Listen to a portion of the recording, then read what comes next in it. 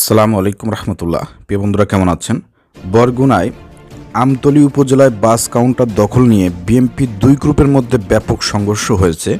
এতে উভয় পক্ষের 17 জন আহত হয়েছেন। এর মধ্যে গুরুতর অবস্থায় 11 জনকে বরিশাল শেরেবাংলা মেডিকেল কলেজে হাসপাতালে ও পটুয়াখালী মেডিকেল কলেজ হসপিটালে পাঠানো হয়েছে। এই ধরনের গ্রুপিং, এই ধরনের সংঘর্ষ কিন্তু বাংলাদেশের বিভিন্ন প্রান্তে বিএনপির দুই গ্রুপের মধ্যে হচ্ছে। এই দায়ভার কিন্তু তারেক রহমানও নেবে না, বিএনপিও নেবে না। কিন্তু হ্যাঁ, দল হিসেবে, দলের নেতা হিসেবে তারা যে ব্যর্থতার পরিচয় দিয়েছে, দলকে যে সঠিকভাবে যেভাবে পরিচালনা করার কথা এবং দলের নেতাকর্মীরা কমান্ড যেভাবে ফলো করার কথা এবং নেতৃত্বের যেভাবে আনুগত্য করার কথা, সেটা কিন্তু কর্মীরা করতেছে না। আর এটা যদি কর্মীরা না করে, নেতার কথা যদি না শোনে, তাহলে কিন্তু এখানে এই নেতাদের কিন্তু একটা ব্যর্থতা রয়েছে। সেই জায়গা থেকে তারেক রহমানের একটা ব্যর্থতা রয়েছেন এবং বিএনপির যারা উপর পর্যায়ে যারা কমিটিতে রয়েছেন, বাংলাদেশে মির্জা ফখরুল ইসলাম আলমগীর সহ রিজভী সহ আরও যারা আছেন, তাদের কিন্তু একটা ব্যর্থতা আমরা এখানে দেখতে পাচ্ছি। এই ব্যর্থতা কিন্তু আপনাদেরকে স্বীকার করতে হবে। প্রিয় দর্শক, ঘটনা কোথায় ঘটেছে, কেন ঘটেছে, একটু বিস্তারিত আমি আপনাদেরকে একটু পড়ে শোনাবো। এটি নিউজ করেছে ঢাকা পোস্ট। শনিবার 8 ফেব্রুয়ারি দুপুরের দিকে আমতলী উপজেলার নতুন বাজার বাদঘাট নামক এলাকায় এই ঘটনা ঘটেছে।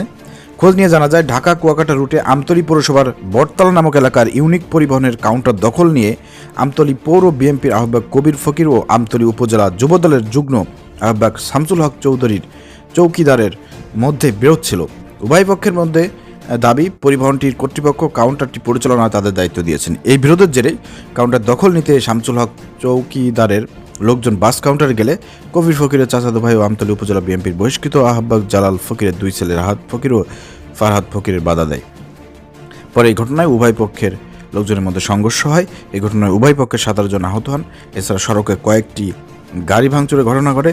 পরে খবর পেয়ে পুলিশ ঘটনাস্থলে গেলে পরিস্থিতি নিয়ন্ত্রণে আনেন। এ বিষয়ে বরগুনা জেলা পুলিশের সহকারী police super Amtali circle Mohammad Tariqul Islam Masud বলেন, সংঘর্ষের খবর পেয়ে পুলিশ ঘটনাস্থলে গিয়ে পরিস্থিতি নিয়ন্ত্রণে আনেন। এই ঘটনায় এখন পর্যন্ত থানায় কোনো অভিযোগ দায়ের করা হয়নি। পুলিশের সামনে এই ধরনের ঘটনা ঘটেছে, এখন তো অভিযোগ করার কোনো প্রয়োজন নাই। তো এই ধরনের ঘটনা যেহেতু সারা বাংলাদেশে ঘটতেছে, এক্ষেত্রে পুলিশ প্রশাসনের এখানে গুরুত্বপূর্ণ ভূমিকা পালন করতে হবে। যারা এই ধরনের বিশৃঙ্খলা সৃষ্টি করবে তাদেরকে আইনের আওতায় এনে, মামলা হোক আর না হোক, রাষ্ট্রীয়ভাবে পুলিশ কর্তৃক মামলা করে তাদেরকে আইনের আওতায় এনে এই যে জানমালের, জনগণের যে জানমালের নিরাপত্তা, সেটা কিন্তু পালন করতে হবে। এখানে অন্তর্বর্তীকালীন সরকারের কিন্তু দায়িত্ব পালন করতে হবে। এখানে তারেক রহমান যেহেতু ফেল খাচ্ছেন, তিনি ব্যর্থ হচ্ছেন, তার দলের নেতাকর্মীরা ব্যর্থ হচ্ছেন এবং এই সমস্ত বিশৃঙ্খলা নেতাকর্মীদের কারণে কিন্তু বিএনপির নাম খারাপ হচ্ছে। এবং আগামীতে 5 আগস্টের পরে মানুষ ভাবতো যে বিএনপি নাই আগামীতে ক্ষমতা আসবে, যেহেতু আওয়ামী লীগ নাই, এখন বিএনপি হচ্ছে সবচেয়ে বড় দল, তারা ক্ষমতা আসবে। কিন্তু এই বিএনপি এই ধরনের উচ্ছৃঙ্খল নেতাকর্মীদের এই ভোগ দখলদারিত্বের কারণে কিন্তু আপনার এই যে মানুষ কিন্তু বিএনপি থেকে আস্থা ফিরিয়ে এখন অন্যদিকে চলে যাচ্ছে। তারা এখন জামাতের প্রতি চলে যাচ্ছে। তো জামাতের দিকে যে জনগণ চলে যাচ্ছে, এটার পিছনে দায়ী কারা? এটার পিছনে দায়ী হচ্ছে এই বিএনপির এই উচ্ছৃঙ্খল লোকজন, যারা আপনার স্বার্থবাদী লোকজন, নিজেদের আখের গোছাতে চায়, পদ পদবি নিয়ে মারামারি করে, এটা দখল করা নিয়ে মারামারি করে, এই লোকদের কারণে। তো এই ক্ষেত্রে তো তারেক রহমানের কোনো দোষ নাই, বিএনপির কোনো দোষ নাই, কিন্তু তাদের ব্যর্থতা আছে, ব্যর্থতা স্বীকার করতে হবে। এই জন্য কিন্তু তারেক রহমান অনেক স্টেপ নিচ্ছে এবং তাদের বিরুদ্ধে অনেক পদক্ষেপ নিচ্ছেন, কিন্তু পদক্ষেপ নিয়েও কিন্তু তাদেরকে থামাইতে পারতেছেন না। এটা কিন্তু চরম একটা ব্যর্থতা, যে নেতৃত্বের জায়গা থেকে চরম একটা ব্যর্থতা। কিন্তু অন্যদিকে যদি জামাত ইসলামকে দেখেন, সারা বাংলাদেশে জামাত ইসলামের কোনো দখলদারিত্ব আছে? কোনো রকমের কোনো মারামারি, কোনো কাটাকাটি, দুই গ্রুপ, কোনো কিছু হয়েছে বন্ধু 5 আগস্টের পরে? আগে হয়েছে, জন্মের পর থেকে হয়েছে। তো কত একটা সুশৃঙ্খল একটি দল বাংলা জামাত ইসলাম, ইসলামের ছাত্র শিবির, আপনারা একটু চিন্তা করে দেখবেন। ঠিক আছে? তো সেই জায়গা থেকে কয়েকদিন আগে একটা ব্লেম দেওয়া হয়েছিল জামাত ইসলামীকে। জামাত ইসলাম নাকি ইসলামী ব্যাংক দখল করেছে। বিএনপির কিছু উড়োঠু নেতা আছে না, যারা আপনার বক করে অনেক, তারা বলেছিল। সেই জায়গা থেকে আমরা বলেছি যে যেহেতু বাংলা জামাত ইসলামী এটা প্রতিষ্ঠিত ব্যাংক হচ্ছে, বাংলাদেশ ইসলামী ব্যাংক হচ্ছে বাংলা জামাত ইসলামের ব্যাংক, অর্থাৎ তাদের ব্যাংকটি আওয়ামী লীগ দখল করে নিয়েছিল, সেটা পুনরুদ্ধার করা হয়েছে।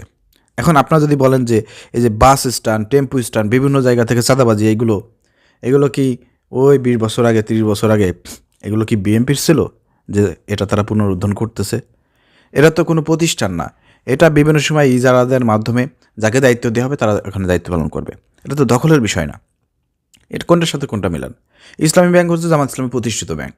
তো এই বাস কাউন্টার, তারপরে এগুলোকে আপনারা এগুলো প্রতিষ্ঠা করছেন যে আপনারা এগুলো পুনরুদ্ধার করতেছেন? না, এগুলো পুনরুদ্ধার হয় না, এগুলো আপনারা দখল করতেছেন। এটা স্পষ্ট এবং ক্লিয়ার, জাতির কাছে মেসেজ ক্লিয়ার। অর্থাৎ এর জন্য আমি বিএনপিকে, তারেক রহমানকে দোষ দেব না, এর জন্য তাদের ব্যর্থতা রয়েছে। কিন্তু যেসব নেতা কর্মীরা এই ধরনের কাজকর্মের সঙ্গে জড়িত তাদেরকে যদি আপনারা বহাল রাখেন, কারণ আপনাদের পদ পদবি নিয়েই তো এই যে এখানে দেখেন গুরুত্বপূর্ণ পদের লোকজনই কিন্তু মারামারি করছে। অর্থাৎ এই ধরনের বিশৃঙ্খলা করার পরেও, এই ধরনের সন্ত্রাসী কার্যক্রম করার পরেও যদি আপনারা তাদেরকে পদে রাখেন, সেই ক্ষেত্রে কিন্তু আমাদের কথা আছে। সেই ক্ষেত্রে কিন্তু যদি আপনাদেরকে দায়িত্ব নিতে হবে, এবং দেশের জনগণ কিন্তু আগামীতে এসব দেখেই কিছু নেই কিন্তু তারা সিদ্ধান্ত গ্রহণ করতেছে যে ক্ষমতা এখনও বিএনপি আসতে পারে না, তাই যদি এই অবস্থা হয়, ক্ষমতায় আসার পরে আওয়ামী লীগ 15 বছরে কী করছে তার চাইতে ভয়ঙ্কর রূপ ধারণ করতে পারে। এই ধরনের চেতনা, এই ধরনের ধারণা জনগণের মধ্যে কিন্তু জন্ম নিচ্ছে। আর এটা জন্ম নেওয়ার পিছনের যে কারণটা সেটা কিন্তু আপনারা নিজেরাই, আপনাদের দলের মধ্যে এই ধরনের উচ্ছৃঙ্খল, ক্ষমতালোভী, পদলোভী, নিজেদের মধ্যে মারামারি করা এই ধরনের লোকজন থাকার কারণে এই জনগণ এবং ভোটাররা কিন্তু এই সুযোগটা পেয়ে যাচ্ছে, এই চিন্তাভাবনাটা তারা করা শুরু করছে। এর জন্য কিন্তু আপনারা দায়ী। এজন্য কিন্তু আপনারা এই যে আমি বক্তব্য দিলাম আমাকে দায়ী করবেন, এটা কিন্তু হবে না। আমি বিষয়গুলো তুলে ধরলাম, আশা করি বুঝতে পারছেন। আশা করি এই ধরনের নেতাকর্মীদেরকে আপনারা বহিষ্কার করে দলীয় পদ থেকে অব্যাহতি দিয়ে শাস্তি প্রদান করবেন এবং এদেরকে আইন শৃঙ্খলা বাহিনীর হাতে তুলে দিতে আপনারা সহযোগিতা করবেন। অনেক জায়গায় কিন্তু বাধা প্রদান করা হয় উপর থেকে যে কিছু করা যাবে না। এই জন্য আইন শৃঙ্খলা বাহিনী কিন্তু কিছু করতেও পারে না এসব নেতাদের বিরুদ্ধে, যে উপর থেকে চাপ আসতে পারে। অর্থাৎ এই কাজে আপনাদেরকে সহযোগিতা করতে হবে। এটা যদি আপনারা না করেন, আগামী 1 বছরের মধ্যে যদি আপনাদের এই ধরনের কার্যক্রম পরিচালনা চলতেই থাকে তাহলে কিন্তু বিএনপি ক্ষতিগ্রস্ত হবে, তারেক রহমান ক্ষতিগ্রস্ত হবে। আমরা সেটা চাই না। আশা করি বুঝতে পারছেন। আসসালামু আলাইকুম রহমতুল্লাহ।